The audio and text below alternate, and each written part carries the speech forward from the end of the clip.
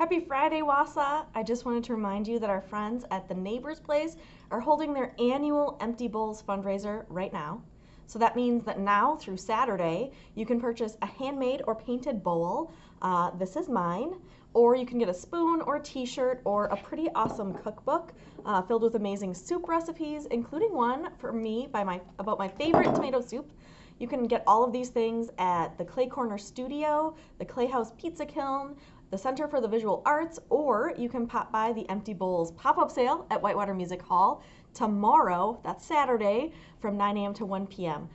You only have today and tomorrow, so take care of that right away. But you have a few extra days to get your soup on. There are 18 options, so when you get a bowl, you'll also get a coupon for soup. And lastly, there's a silent auction with some amazing stuff to bid on, with all the proceeds going to the Neighbor's Place. That's the largest food pantry in our community, so it's a really great fundraiser. You can get all the details for all of this at neighborsplace.org.